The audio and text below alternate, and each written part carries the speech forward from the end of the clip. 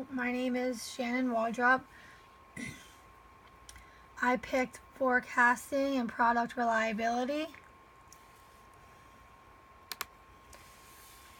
Forecasting is making predictions for the future based on the past and present data and by using analysis of trends of consumer behavior. It helps a company deal with the unknown and uncertainty of displaying a product or putting a product back out on the market. It helps to see what kind of sales are going to be generated, see if it's worth to restock a product. The steps in forecasting, the first step is to determine the purpose. Figure out if it's a new product that you're putting out to the consumer, if you're reintroducing a old product, if you're putting a spin on an older product mixed with some newer things. When doing your forecast, it's always important to pick the correct time frame and data to use. What time frame are you going to be using? How far back are you going to go? Is it going to be more recent? Is it going to be in the past history? The next step is to obtain and analyze specific data. You want to pick data that is specific in particular to the product that you're putting out. If it's a old product, if it's a new product, you want to make sure that you look at competitors, sales histories, and stuff like that. Then you want to select a forecasting technique. Selecting the proper forecasting technique is also an important step. If you pick the wrong one, it can cause you to have errors in your forecasting. Then you want to make a forecast with the data that you have analyzed. You basically look at the data, which comes in charts, graphs, any kind of statistic form, and kind of forecast if the sales are going to be there. Next, you want to monitor the forecast with any errors that can arise. There's different kinds of forecasting techniques. There's the moving average method, and this is one where you're constantly updating the values by adding the newest data that you have, and you're dropping the oldest factor. This is the one that's constantly changing. You put the new data in, and then it can give you a pretty accurate forecast. It's also pretty easy to use. The next one is the naive method. This can be computed by 3 different ways. By a trend cycle, by a cyclical cycle, or by seasons data. Trend is usually based on selling trends, popular trends, and stuff like that. Season data is more of picking data based on certain release seasons, certain things like that. This always uses a single value, so this is a good method. It's not one of the best ones, but it is relatively easy and very cost effective, as it costs nothing for a company to do.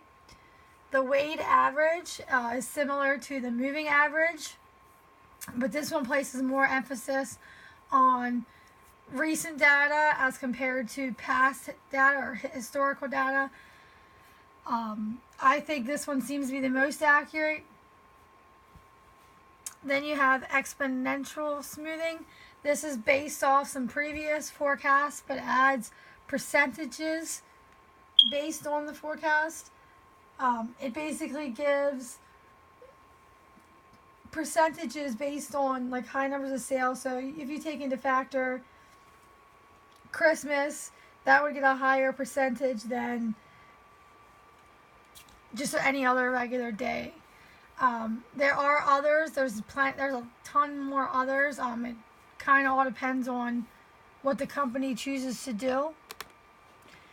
Here's just a picture that I found interesting of 7 steps in forecasting. It's pretty similar to the 4 steps that were from our book. Basically determine the use, select the items to be forecasted, determine the values of the forecast, select the proper model for it, gather the data, then you make the forecast, and then you take a look at the results and errors that can happen.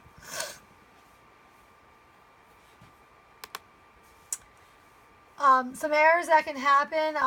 One thing with forecasting errors is that they're impossible to avoid.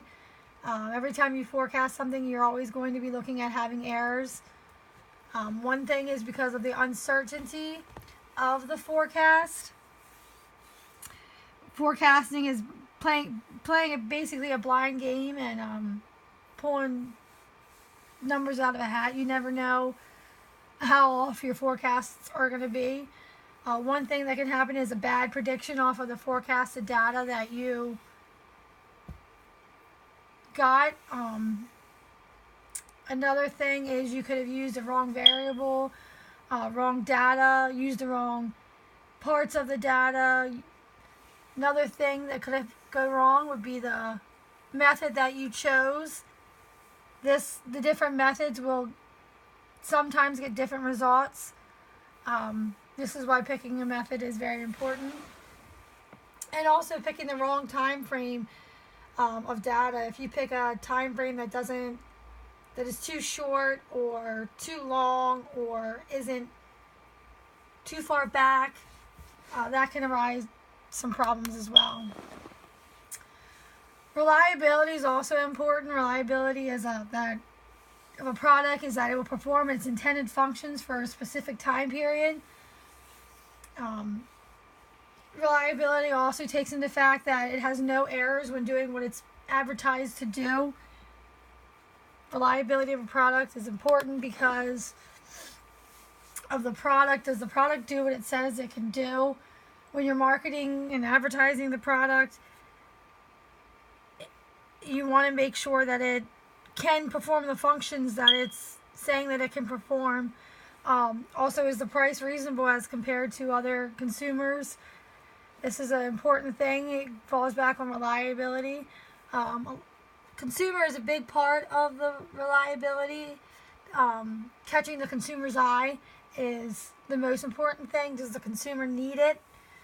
Is the consumer going to use it? Making the consumer want the product and feel that they need the product is important.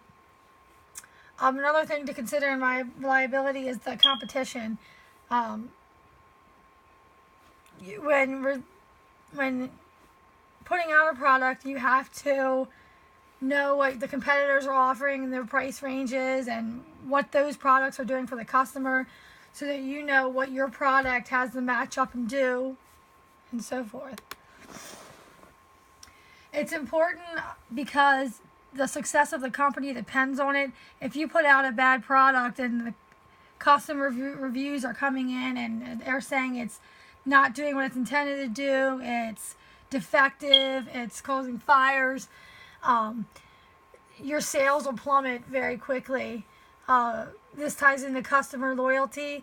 When you have a good product, customers are more likely to be coming back for your products as to compared if it fails.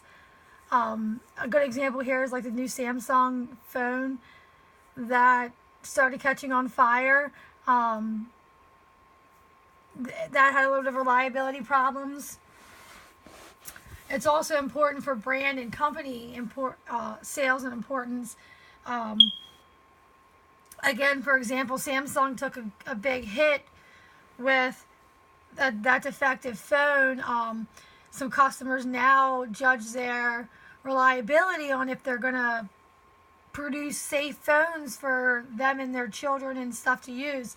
And that ties into the safety of the consumer, is also very important that's the end, and just for references.